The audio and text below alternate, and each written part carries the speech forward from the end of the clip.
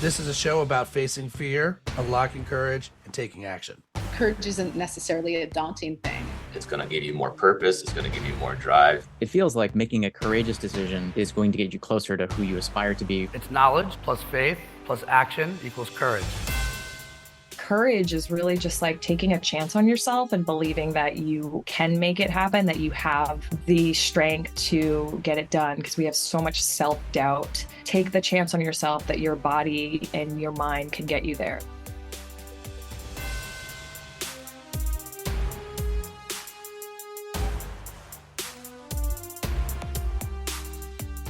All right, confession to make. Since the pandemic, I have had multiple trainers coming to my house, and they have been summoned by me at the push of a button. And no, they're not like actually waiting there at my house, but through the screen found on my Peloton. And today, one of those trainers, and to be honest, the one trainer that you inspire me, Emma, but like you got your shit together. Like you keep me on the straight and narrow, which I think you'd appreciate too, is the one who I've been riding with. I'd say probably even 5 days a week, 40 to 60% of my time, I'm going to my guest. And it's a colossal week for you as your memoir is now out. Congratulations. And I'm joined by Emma Lovewell. How's it going? Good. Thank you so much for having me, Ryan. Thanks for coming on. All right. So look, I figured it's not really fair, especially this week for you, because you're going on I'm sure you're going on the road show, and like you get put on these podcasts and maybe you know a little bit about the people, but you probably don't. And this isn't about me, but like, I don't want this to be an interview. I want this to be a conversation. So like, Cool. here's the 1 minute on me. Okay. Soccer and lacrosse player, non-gardener, mediocre meditator. Okay. I've never won or entered a lip sync contest. I have done the third floor walk up in East Village. We're going to talk about that. Boy, those were Yep. the fun days. Oh, yeah. You've toured with the circus. I am one of the only people outside the Ringling Brothers family who has actually named a circus. True story. Really? Yeah. Okay, well, we can talk about that. Okay. I was Oh, you've written a book. You've written a book. I have written a book. We both written a book. There you go. And then I was in the room when the team that came up with the most interesting man in the world came up with the most interesting man in the world, which most people don't know. He's a Jewish guy from Long Island. True story. Yeah. Yeah. I was wondering if you were going to put that in the book. You left that part out. You just left up. That it was, well, I didn't want to, like, just in case there were, super fans, I didn't want to like ruin his image completely, And let's see, where should I end? I also spent many weekends in Tompkins Square Park playing basketball over there, and gratefully never got stabbed, which is a huge accomplishment if you know anything Totally. about Tompkins Square Park. So we do have a lot in common, and I also know that, clearly I've read the book fully through. It's a great book. It's a cool Thank you. story. And I'm really curious to start, like, for what can of worms for you came out of like writing the book? Was there something that like, oh shoot, wow, I haven't thought about that in a long time, and wow, I have come a long way since that moment. Let's start there. Yeah.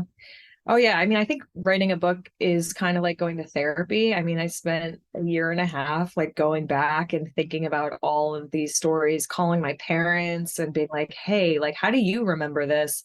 Having really honest conversations with my dad, my mom, showing some of the copy to my mom and being like, is it okay if I write this? And, seeing the look on her face after she read an excerpt about her divorce, for example, is like, it was cathartic. But yeah, I mean, I have come so far. I mean, reminiscing on all the many jobs and terrible apartments I've had living in New York, it's really fun and emotional for sure. My cousin and I used to play a game in our apartment called Kitchen or the Rest. So he lived in Brooklyn, and he would stay on my couch, and the deal was, if you stay, we're going to play video games. It was a long time ago. Whoever wins gets to decide, do they want to clean the kitchen or the rest? You never wanted the kitchen. You never wanted the dishes in the sink. Do you see it that way Right. too? Right. I mean, no, I definitely I had a lot of guy roommates too. And I have this story, this memory too of this. One of my roommates, he always left stuff in the sink, right? Dishes in the sink constantly. And like, I try to be direct, I'm pretty straightforward. And he just kept leaving them. And this is when everybody's on Facebook. I remember one day I just took a photo of the sink with all the dishes on it and I posted it on his Facebook page and I didn't say anything. I just posted it. And then he didn't say anything to me. And then the next day he posted a picture of a clean sink on my Facebook page. And that was our, passive aggressive way of communicating. You guys are great communicators, right? It's just like post. He got the message. He got the message Yeah. for sure. Yeah. All right. Yeah, So I felt like my lots of favorite little moments in the book. It was really interesting to learn about your family dynamic. Selfishly, the line that landed with me, and I think it says a lot about me, is you can't hate yourself into change. You must love yourself into greatness. And that's so hard to do. Like when did that aha moment happen for you? Or is it something that like I feel like I have to tell myself things like that always, almost as reminders, because we're human and we're messy and things aren't so simple. How did you come to this conclusion? Actually, one of the ways that I, started really focusing and emphasizing the thought that I have to like myself, I have to have a good relationship with myself, was going through a breakup in my early 20s. I was dating a guy that didn't like me that much. I probably didn't even like that much in reality, but um I remember, my roommate at the time was like, "You're upset way more than you're happy with this guy." I was like, "Man, thank you for telling me that, because that's not how a relationship should be. I shouldn't be like 60% of the time upset." And so I was like, I'm going to break up with him just because it's right, not going well. I still was like in love and obsessed and had strong feelings, but I was like, I'm going to break up with him because out of respect for myself. And I remember doing it and then just being like, wow, like I'm going to have so many relationships. They're going to come and go, but I get to live with myself and I like myself. And that's awesome because this guy kind of sucked. And like, there are going to be other shitty people in my life. But man, if I can like be okay with me, I get to live with myself. And I'm so lucky that I can do that. And I just remember that being an aha moment for me. That's like, man, if I can always feel that way about myself, then people can come and go constantly. And I just think that kind of mentality of just like you're on your team, like you should be your biggest advocate, has helped me in so many ways. So for my work I get to do a lot of keynotes, and so like one thing I talk about is how Jerry Maguire, great movie, right? Do we agree it's a great movie? Great movie. Three great lines, three hero lines in that movie. Show me the money. I don't no Yep. issues there. You had me at hello. I could feel the goosebumps. And you complete me. And I think Yeah. I think you completely screwed up our generation. I don't believe in you complete me. I believe in me complete me. Yes. Right. Right. That's true. I love my wife. She loves me, but we complement each other. And the more we compromise, the more compromised we are. And that moment of like, oh my God, I have to love myself first. I think there's like the amount of self-awareness you have to like get to self-care and get to self-love. One of the book, the can of worms from writing my book, that came out of it. So someone said it takes you 40 years to figure out who you are and the next 40 to be that person. And I'm like, oh man, bam, that's it. And so thank you for like that line for me when I read it. It was like, yes, you get what you focus on, which I think you said this morning on one of the rides I was on. Yeah. And here we are, right? Like if you focus on love, and then you're gonna get love. Mm-hmm. Speaking of the opposite of love, somebody really stole your badass motorcycle. What an asshole! I know, it's heartbreaking. I'm Yeah. clearly teasing the book, guys, but like, what happened? Yeah. It's very yeah, you feel so like Violated. violated. Totally. You're like, that's mine. Like you can't just take that. And And then, yeah, ever since then, I just like every time I hear a motorcycle in the city, I like turn my head thinking that it's going to be, and what am I going to do? Run after him and throw him off the bike and be like, it's mine. Have you thought about like recreating the stationary Peloton as the motorcycle and doing a ride that way? That'd be a great idea. Just paint it green and put a brown leather seat on it. Why is Call Emma it a- crying? Why is Emma crying in a live ride right now? It's possible. So Yeah. I am a my brand guy, so I love brand, and your name is so perfect for like. Did you always have sort of this live, learn, love well? I came up with it, I think with some friends. I feel like maybe we were like joking about it at first, maybe in 2015, 2014. I was teaching fitness classes at the time, and I think somebody was like trying to, Instagram was around but new-ish still, and like hashtags were a thing. So I think somebody was trying to like, we were kind of coming up with funny hashtags. And then it just kind of stuck. And then I have a website called Live, Learn, Lovewell, which started out with me documenting me going sugar-free for a month. I was like, I'm just going to try this thing and I'm going to write about what I'm eating and how I feel. And then that turned into, now it's a full-blown site with tons of recipes, lifestyle tips, shopping guides, a lot of stuff on that website. And it became my slogan, my saying that I say in all of my Peloton classes. And now it's the name of my book. So it's really just following me everywhere. Well, I want to talk about the journey because there's been a lot of zigging and zagging, and and again, this may can't come off as cute, but like in some ways, I also feel like it's live, learn, luck well.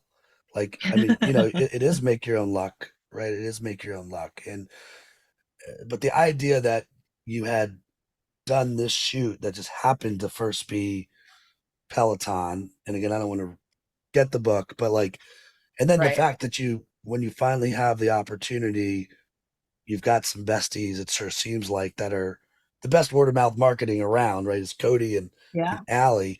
And how did you meet? Yeah. You met them in other dance. Yeah. In the dance world. I mean, so I think, what do they say about luck? It's preparation meets chance, right? So Mhm. it's not just luck, right? You Right. don't just, there has to be, it can be like the energy that you're giving off. If you are walking around the street with your eyes on the cement, you're not opening yourself up to opportunity. There also has to be a level of you know, your own energy, your own integrity when you're walking around, that you're open for opportunity, that you're open to networking, that you're open to meeting people, that you're taking as many classes as you can, that you're interested in what you're doing, you're loving what you're doing. So it's not like I was, sitting in an office and somebody came in and was like, here, do you want Peloton? It's like I was already creating all of these skill sets and interests that created the Peloton opportunity for me, I think, in my head. But Allie and Cody were both dancers. And so in New York City, the dance world, I mean, in any industry, that industry, can be very small. You end up running into the same people, you do the same gigs together. So Allie and I had done gigs together. Cody and I had done many gigs together. And so then they started working at Peloton. And so when I came in to audition, I was so happy to see them. You're like, wait, did you know they were I there? I knew that they were there, but I hadn't, Allie and I were still friends, but I hadn't seen Cody in a long time. And, we still were friends, but we didn't see each other very often. I mean, and now we're a summer away from the big 5-year anniversary. Congratulations. 6 years. It will Oh be 6 years. shoot. It's August, will be Yeah. 6 years. Yeah. What would you do for your 6 years. fifth? What'd you do for your anniversary? My Peloton anniversary? Yeah. Well, I taught anniversary ride, and that was basically the celebration, is that I worked more. Oh, great. Yeah, congratulations. You worked more. So it'll be 6 years in August. Are Yeah. are you still living outside the city, or do you Yeah. miss the city, or you're not I miss missing the city. I do. I moved outside of the city, which has been amazing. I love being in nature. I love leaving the city and just having greenery and, hearing the birds chirp and everything. But I do miss the energy of the city. Luckily, I still get it because I come to the city to work. So I'm in the city 5 times a week teaching, and then I schedule dinner plans with my girlfriends. I miss the food in Manhattan, that's for sure. And, but I think it's a sacrifice, it's a trade-off. You win some, you lose some. Bigger garden for sure. Yep, What do we for sure. what's on the agenda for the garden this spring? All right. So I just planted my snow peas. I planted some spinach seeds. I'm, focusing on amending the soil to get it right. I've been composting for the last year, so I'm gonna be using compost. It's still too cold out, or there's still a chance of frost, so I have to like make sure that I'm not planting things that are gonna die. The Northeast, we could have a snowstorm any day. You never really know. This is why I now live in California. All right. So just last month, there was like a serious article in CNN. We're not getting political. We're talking about gardening. Okay. The article was like front page though of CNN, and it said, puttering in your garden just 2 hours a week could help boost your mood, which of course while the communal gardening that's proliferating in communities and schools provides social benefits that can alleviate stress and help combat isolation and even dementia, according to studies. It also said a 154-pound person burns an average of 330 calories per hour through gardening. Such activity is similar to the same person would burn dancing or golf. I mean, huge love Wow. for gardening. Are you okay with sharing your gardening habits with the rest of us? I love that that's a big article on CNN. I think that, gardening's not new at all, but yeah, have you heard of the blue zones? The areas in the world where people live the longest. There was some study done. There's 5 different areas, and they did research in those areas where, people are 110, 120 years old.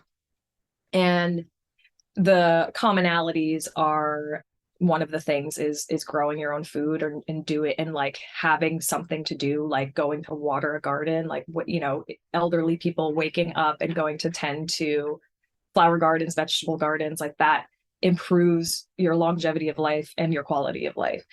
I think also growing up or living with your grandchildren is also one of the things. I think eating mostly grains, vegetables, and meat. It's not vegan, but mostly grains and vegetables. I can't remember all of the things, but yes, gardening in my mind, like what a great hobby. And also it's so good for you, and you are nurturing something. So you're like emotionally invested as well as like physically invested in this thing. So and you learned this from my book, but I grew up being sort of ashamed of gardening because it was something that my parents did for food, and I thought it was kind of like, why do we have to do this? Why can't we just go to the grocery store? Like, this is so lame. And then as I got older, I was just like, wow, this is a luxury. And it depends on the type, if you're farming or gardening, if you have a gardener, there's a lot of different levels of gardening, right? So now I definitely have a more like bougie style of gardening than I grew up with.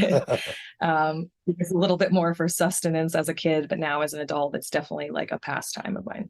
I mean, there's like a few moments in the book where you feel little Emma Lovewell, and I think coming home from school, pissed off, and your mom's like, "Go meditate, just go Yeah. meditate, please," and then it'll pass, and you'd be like, "Oh, just give me a hug," and then you follow the process. It's funny. I think obviously this is the Courageous podcast. The first time I think we see the word courage in the book is the courage to say yes with kimchi. I believe it is that section, right? And I just love that. And even like I said, I'm a mediocre meditator. I try to meditate every day for 10 minutes, 15 minutes in the morning and ritualize it. But the piece of feedback and advice mom gives, or you give via mom, of like not just touching your thumbs but visualizing the numbers, has been helping me so much. And so I hope you'll hear it from many other people, but it is making an impact. And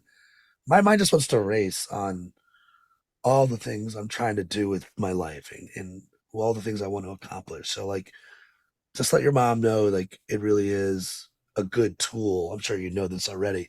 You should know it's a good tool that's working. Right. Yeah. I mean, I think I honestly kind of a mediocre meditator too. I really come and go with it. Like I get into it and then I'll go like months where I don't. And then I'm like, God, why am I so agitated? And I'm like, oh yeah.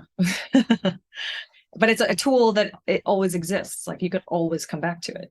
Yeah. And so I'm like, oh, okay, thumbs, visualize. To me, the numbers Yeah. are clouds. Yeah. I don't know if you said that or not. I can see the numbers as clouds. Well, I say my mom has a quote of like, treat your thoughts like clouds passing by. Don't get too attached to any one of them. So I kind of picture the numbers as like they're like a bullseye target a little bit. Hmm. My silly brain was probably thinking about 16 things that said, imagine the numbers as clouds. So like now, like the one is like this nice, Great. I mean, that fluffy. sounds nice. Yeah, it was nice. Totally works. Could have been a lot of worse things. And in the spirit of Yeah. not leaving dad out as a storyteller, as a writer, I really appreciated his take on storytelling. And I moved to California to write movies, not live one. I never meant for any of this to happen. And so you're constantly studying story. And so just my head was nodding through all of his storytelling tips. Act 1, Act 2, Act 3. There's a beginning, a middle of it, and an end. Even if the story is 30 seconds, those elements are in there. Do you now go seek, like when you're about to go, take us on a journey of a ride, are you constantly thinking about, okay, beginning, middle, end, here's my story? I think it's become like subconscious now. So it's not at the front of my mind, but in the back of my mind, I've told, and this is all trial and error too. I think I started teaching fitness classes and I would just talk and I was like, God, that did not land well if I, said something. And I started realizing what works and what doesn't without being trained to tell stories really. But that's definitely one of them is like, you need to have a beginning, middle, and an end. You need to wrap it up. It needs to be concise. You need to have a point. You want people to walk away remembering something that you said or remembering how they felt about that story. So what emotion is this story portraying? And I think it's helped me in so many ways being able to do that. Obviously writing a book, but teaching Peloton classes and being able to tell a story in between 30-second intervals and being able to get my message across in these classes. Is there I'm sure you've already been I'm hoping I don't get a totally canned response on this, but I'm setting myself up for it. So what's the hope? What do you want people to take away from the book? Well, it's two things. I want people thinking about themselves. I want them looking at their own life with grace and optimism and thinking, I can make small changes. I can live a good life. I can be happy. I don't have to be hard on myself. And then secondly, it's a selfish part is just me being able to share a little bit more myself away from just fitness. You see me on the bike, you see me on the mat teaching fitness classes, and you might have one opinion about me or assumptions about me. And this is a way that I get to share another side of me. Like I get to talk about gardening for like 10 pages, and I like have a whole chapter about my cat. Like, I just think that it's, sort of selfishly being able to show a different side of myself. But within that also goes to point one, which is hopefully my stories encourage other people to look at themselves in a loving way. I do believe that the word selfish gets a really bad rap. And like, Right. I think it's like, if you're not taking care of yourself first, on the planes, they tell you to put the mask on yourself first for a reason. Right. And Yeah. I do think that that's part of it is like, wow, I should be really proud of me. And, I constantly talk to myself. I don't know if you constantly talk to yourself. Of course. you know? Totally. All right, let's play a quick game. So this is called rapid fire. Okay. We're going to split it into two sections because I imagine we got lots of Peloton people listening. So the first section, you can never answer yourself, even if that's the truth. I'll come back to it later, but like, okay, let's get to know your fellow Peloton riders. Okay, your instructors. Who's the funniest? Cody Rigsby. Okay, if there was a marathon, who would win the marathon? Like a running marathon? Oh yeah, I mean, Bex Gentry, she's literally went to the Olympic trials. No no. question. Okay, that's an easy one. She runs like a 5-minute, 20-second mile or something. All right, that's like my half mile time. Okay, who's the most intense? Robin Arzon. I can see that. I know this In the can be, best way. She's like our leader. She gets us fired up. Like she's like your team captain that you want before a game. Like she's like, let's go. yeah, she's the fired up. Let's go. Hands Oh in. yeah. Yeah. This will be hard for you. Best answer. You should see. This is why I'm like, you can't answer yourself. You should see the asterisks outside of you. You know who's an amazing dancer is Leanne Hainsby from London. She has been a backup dancer for all of these artists and performed on huge stadiums and stages, and she's phenomenal. Best cook or chef. Who is a good cook? Listen, I love my own cooking, but I cannot say myself, so I won't. You know who's pretty good? Rebecca Kennedy. She has some great recipes, actually. Who would be the best roommate? Well, it really depends what you're looking for in a roommate, but Okay, you're on the road sharing a hotel room. well, I'll say one thing for cleanliness, and I know, and I'm like all my instructors know I'm messy. Like this like confession, like my locker is one, there's probably like 5 really messy ones, and mine's definitely one of them. But Alex, who's our newest row instructor, somebody showed me somebody was like, Emma, you need to come see this. And they opened his locker just so I could see it. He doesn't know this. And that he installed extra shelves in there, like with power tools so that he can hang his extra shoes. He installed an extra shelf to his t-shirts are all folded so nicely, one on top of each other. It's the cleanest locker I've ever seen. So if you're looking for cleanliness, I'd say Alex.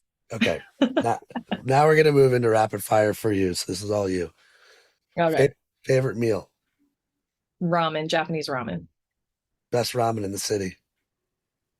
Maybe Minka in the East Village. Did you ever go to that place? No, but I'm definitely going to go now. Fifth Street is good. It's pretty good. Best lip syncing song to perform to? Emotions by Mariah Carey. Yeah, it's good to know. I don't think you're going to see me do that anytime soon. Worst time slot to run a live class? Oh yeah, Saturday, like 3 p.m. Terrible. Why? You know why? I don't know. 7 a.m. is great. 7 p.m. is great. But I guess I'm Saturday, wondering, stuff. Is it directly connected to, I can see there's 7 billion people riding with me versus like 11, or is it more like I don't want to do that ride because it's in the middle of the day? Both. Saturday, I would love to be off and like doing my own thing. If also, you know, when you have a flight in the afternoon and the whole day you're thinking about the flight, that's what it's like to teach at 3 or 4 p.m. You're just thinking about how you have to do that the entire day. Yeah, I like the metaphor, by the way. That's a good one. Okay, so Yeah. best time slot and best day. If you had the perfect. Yeah, I mean, okay, I'm actually not a morning person, even though I have worked on it. So naturally, I'd say like noon on a Thursday is great. I will admit that I appreciated you confessing. I think one of the biggest confessions in the book that you made.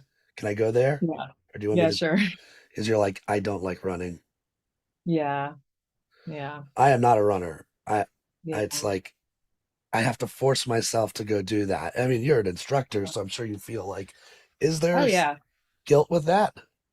Oh, totally. I mean, I still do it because I know it's good for me. And I'd also want to know that if there is like a zombie apocalypse and I need to just like run, I can still do that.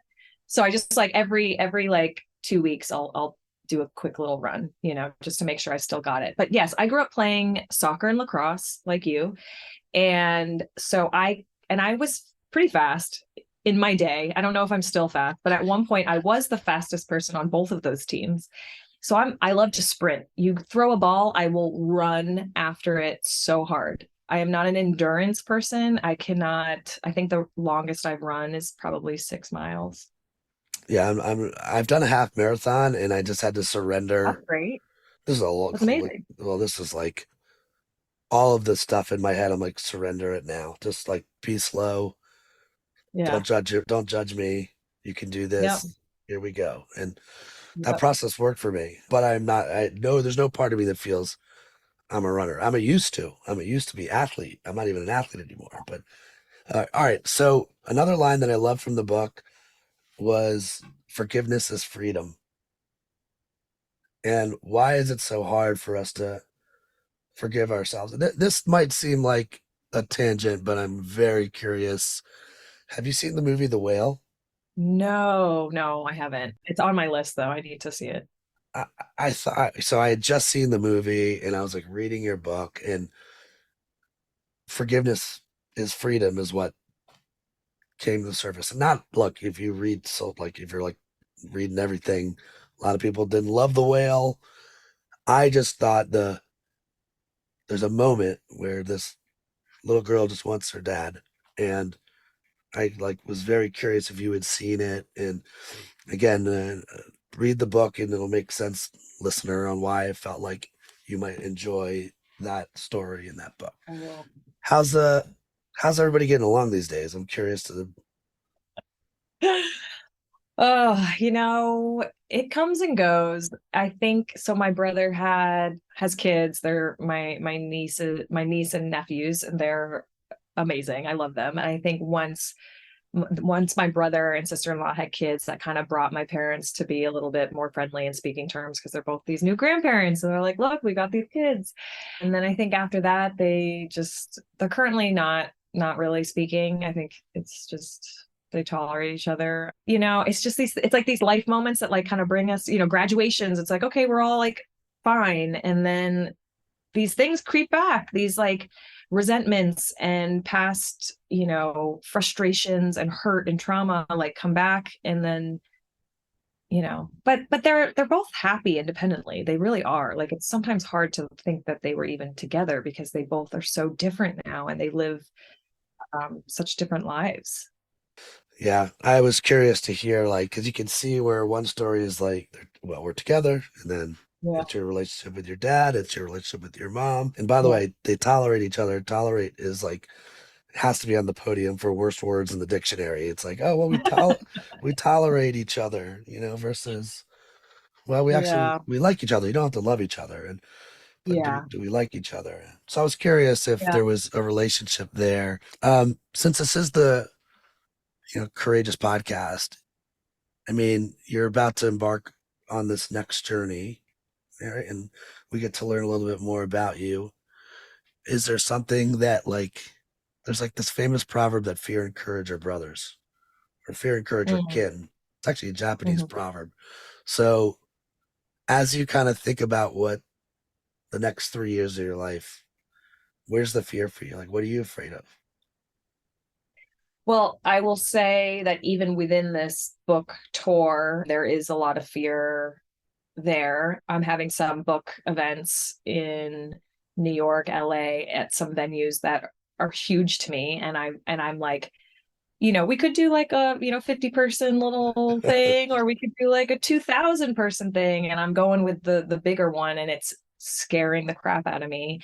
But I'm like, you know what? I acknowledge the fear, do it anyway. I say it all the time. I'm gonna do something that I'm totally uncomfortable with. I'm going to do more public speaking. I have been doing more public speaking. I'm going to continue to do that because I think it's an important skill and I want to get better at it.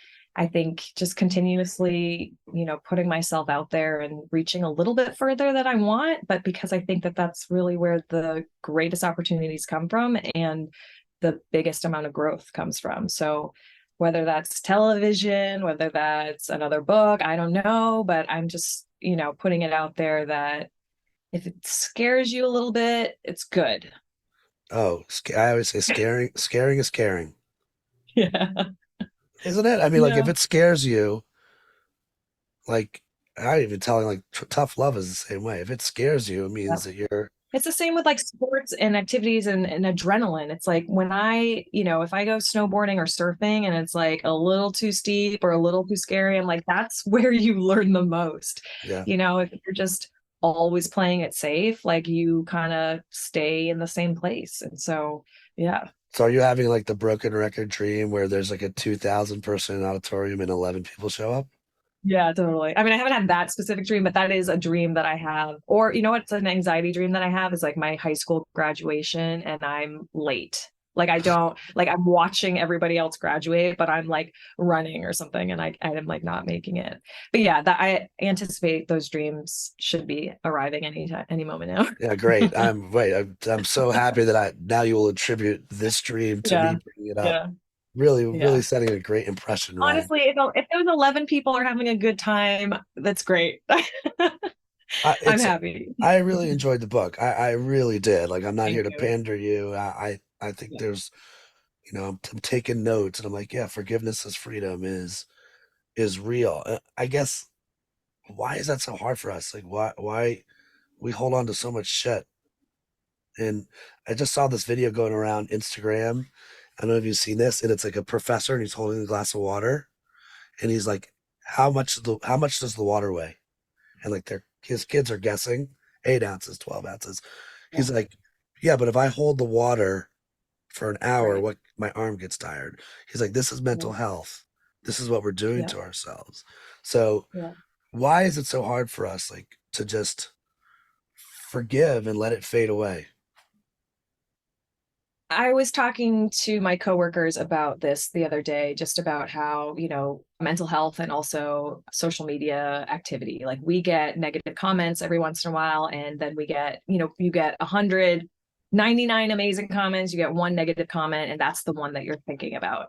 And, there is some element of it's fear and you're protecting yourself. It's your, freeze flight response that's you're like, how do I protect myself from danger? And so I think like remembering that harmful comment is like you're trying to maybe protect yourself. That's in my brain that's kind of makes sense, because we just like really latch onto it and we hold on to it and we just think about that constantly, even though there's so many other nice things to think about. I think it's just like practicing training myself to acknowledge that, okay, that was hurtful. It did, I did read it. It was there, but also it's not true. Like, let's look at the facts here. This one thing they're saying, this person does not know anything about me. I wouldn't even want their feedback. If I met them, I wouldn't ask them for feedback. So why am I listening to what they have to say? Where then I have all these amazing, comments and people who have real life knowledge, who actually know me.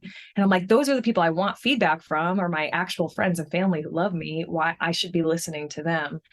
So I think similarly, it's just like when we hold on to that negativity, it's like, I think we think we're protecting ourselves, but we're actually in the long run hurting ourselves. We're holding that water for way too long. Yeah. And it's just acknowledging it first, I think, and knowing that like it's not going to be perfect. You're not going to be like perfectly able to forgive somebody immediately. It's going to take time and hard conversations and a lot of awareness and practice.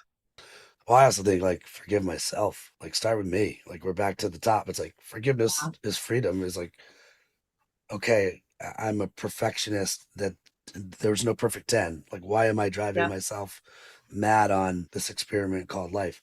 Although I will say those anonymous comments that come in, do you feel how often now, I mean, it might as well you're walking by somebody on the street and they think they know you because they ride with you. Yeah. And now they know even more about you because of the book. Yeah. How often is that happening? You're like, Emma, what's up? Yeah, no, I mean, I do get recognized quite a bit depending on like the environment I'm in. Airports for sure, cities for sure. But yeah, I mean, opening up myself like this to have people like really know me, like they already think they know me, and then reading my book, they'll know me even more. It's a high risk, high reward, I think. Yeah. Again, and to me, it's if you're risk averse, you're courage averse. Yeah. right? I mean, if same conversation, same mentality. All right, take us home. When it comes to courage, let's say you're on your bike and you've got like 7,000 people in the ride. It's a courage ride. All right. And we're 13 minutes in on a 30-minute ride here. Okay. We still got a ways to go. Yeah. But here's a moment, there's a little moment where there's a nugget of truth coming. What do you tell us? Well, those moments are very organic because I'm tapping into what I'm experiencing. I'm tapping into the music that I'm listening to, the movement that I'm doing. What does it feel like for me? Because I'm riding with you. I'm personally on that hill. I'm personally in that challenge. So I kind of say what I would want to hear in that moment. And I think when it comes to courage is really just like taking a chance on yourself and believing that you can make it happen, that you have the strength, the willpower to get it done, because we have so much self-doubt. But it's really just like, take the chance on yourself that your body and your mind can get you there. Like, you have the tools that you need already to get you through the hardest part. And the difficulty, the discomfort doesn't last forever. It's short. So like, just push through and know that there's another side. When you say that, are you talking about the ride or life or both? All of it, all of it. It's so applicable in so many ways. And I say that in class, like, what you do in here, you can do out there. If you can get through this 13-minute hill, you can get through a challenging conversation or a challenging moment at work or a loss or, health scares. There's so many things that we all go through that are challenging. Nobody has an completely easy life, no matter what you may think from the outside. Final question for me, and then I'll give you your life back.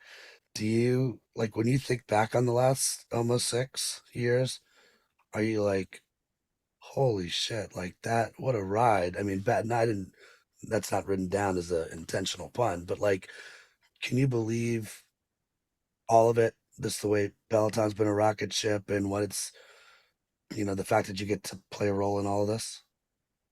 Yeah, no, it's really hard to believe. And I do reflect on that quite often, because it's astonishing. I would have never known, when you ask a kid, what do you want to be when you grow up? Like, there are jobs that don't exist. There are types of people and activities that don't exist yet. So I would have never been able to say I want to be a Peloton instructor when I was a kid. That just never existed. But I think what I did was I just continued to follow my passions. I love movement. I love dance. I love sports. I love music. And I just followed my interests and what I how I enjoyed spending my time. But yeah, thinking back, the amount of times I worried about being able to pay my next bill, or, worried about my family or myself. And just to know that I am where I am. Like, I spent so many years stressing too. You're not alone. That's New York for you. Yeah. But it's awesome. It's awesome to see you on the other side. And I think there's 3 types of people in the world: people you gain energy from, people that drain your energy, and people that it's a maintain on energy. And I don't think that's a great place to be either, frankly, that it's just even. And for the last 3 to 4 years, I mean, riding with you give me energy. A lot of your Peloton partners also give me energy, but I want to thank you. Thanks for opening up yourself to let us see who you really are, and have an awesome month. Enjoy the tour, and maybe come back when you're going to write book number 2 or whatever. Yeah. You're gonna be. Totally. Come back on the pod and let us know how it's all going.